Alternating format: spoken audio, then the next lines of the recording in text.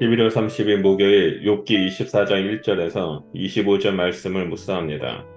24장은 엘리바스의 규범적 지혜에 반박하는 내용이 이어집니다. 1절 상반절에 어찌하여 전능자의 때를 정해 놓지 아니하셨는고의 히브리어 원문은 이해하기가 까다롭습니다. 때를 정해 놓지 않으셨는고는 기본적인 뜻은 감추어지다, 숨기다입니다. 하지만 이 문장은 의문사와 부정어가 혼합된 문장이기에 해석하기가 힘듭니다. 따라서 1절 상반절의 의미는 하반절을 통해 유추할 수밖에 없습니다. 하반절은 그를 아는 자들이 그의 날을 보지 못하고입니다. 여기서 구분을 아는 자들이란 엘리바스와 같이 하나님의 뜻을 아는 규범적 지혜를 가리킵니다. 즉 하나님의 지혜를 안다고 주장하는 이들이 왜 언제 무슨 일이 일어났는지, 예를 들어 자신이 언제 죽을지 왜 그들을 알지 못하는가에 대한 반문하는 표현입니다.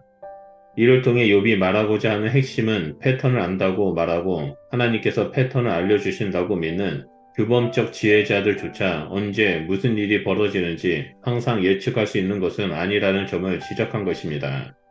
2절부터 17절에 욥은 악인들에 대해 언급합니다. 이를 위해 욥은 이런 사람들이 있다라는 서술 방식을 택합니다. 욥이 목격한 불의의 현실은 다음과 같습니다. 사람들은 땅의 경계선을 자기 마음대로 바꿔서 남의 땅을 빼앗기도 하고 경계를 변경하여 그 땅 안에 있는 양떼를 자기의 소유로 착복하기도 합니다. 고아와 갑으로 상징하는 가장 가난한 사람들의 소유조차 빼앗는 사람들이 있습니다. 가난한 자들은 학대를 당해서 길거리에서 쫓겨납니다. 거리에 쫓겨난 이들은 거친 강야와 빈들, 즉 먹을 것을 구하기 어려워 사람이 살 수 없는 땅에서 먹거리를 구해야만 하는 처지에 이릅니다. 이 가난한 자들은 남의 것 혹은 동물이라 먹는 사료를 훔쳐 먹거나 땅에 떨어져 상태가 나쁜 포도를 주워 먹을 수밖에 없습니다.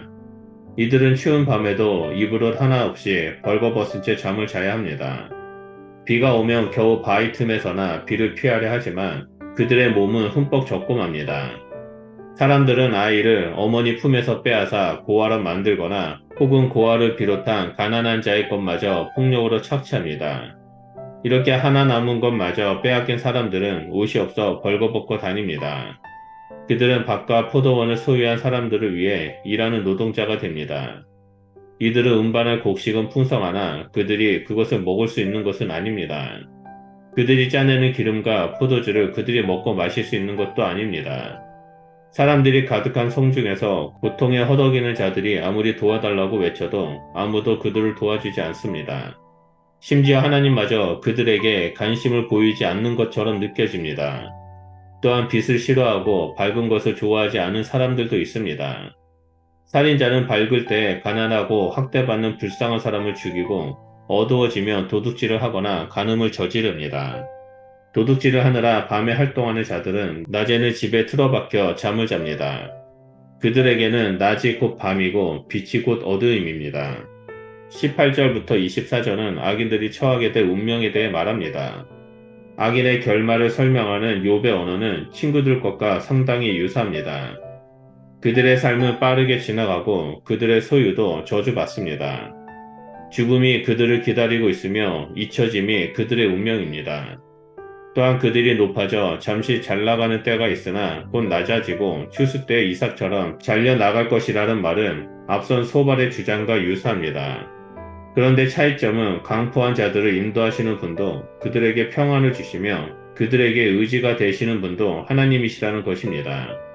이것은 모든 것을 관할하시고 모든 일이 그분의 뜻 안에서 이루어진다는 하나님의 절대 주권을 의미하는 것이라는 데는 이견이 없습니다.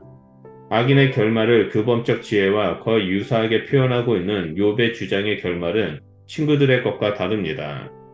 규범적 지혜는 반드시 그 규범대로 되어야만 합니다. 하지만 욥은 악인들의 운명이 반드시 그렇게 되지 않을 수도 있다는 점을 주목합니다. 가령 그렇지 않을지라도가 욥의 주장의 핵심입니다. 악인들의 결말이 이럴 수 있지만 그렇게 안 될 수도 있습니다. 이 모든 것은 심판자 되시는 하나님의 절대 주권 안에 있기 때문입니다.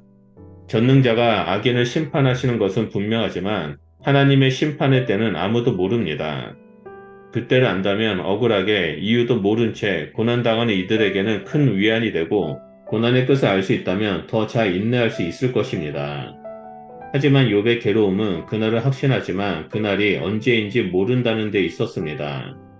하나님께서 다 보고 계시면서도 모른 척 하시는 것처럼 보이는 것이 욥에겐 현실이었습니다.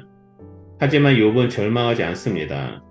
언젠가 빛의 하나님이 그 진상을 낱낱이 드러내실 때가 올 것이라 믿기 때문입니다. 우리가 하나님을 온전히 신뢰한다는 것은 그때가 언제인지 모르지만 그날이 올 것임을 믿고 끝까지 믿음의 길에 서 있는 것을 말합니다.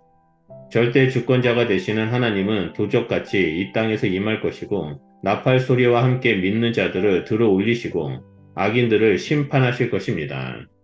이제 그날이 속히 올 것입니다. 그러므로 오늘도 다시 오실 주님을 굳건히 붙잡고 믿음의 길을 걸어가시는 주의 백성이 되시길 주님의 이름으로 축원드립니다. 기도하겠습니다.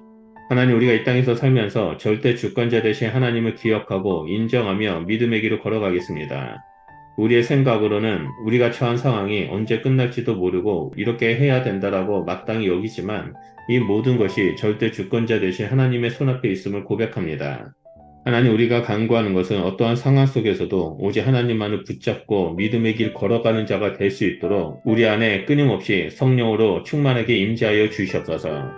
그래서 우리가 성령님과 함께 오직 하나님만을 붙잡고 나아가는 믿음의 사람이 될 수 있도록 역사하여 주시옵소서. 우리와 함께 해주심을 감사드리며 예수 그리스도 이름으로 기도드립니다. 아멘.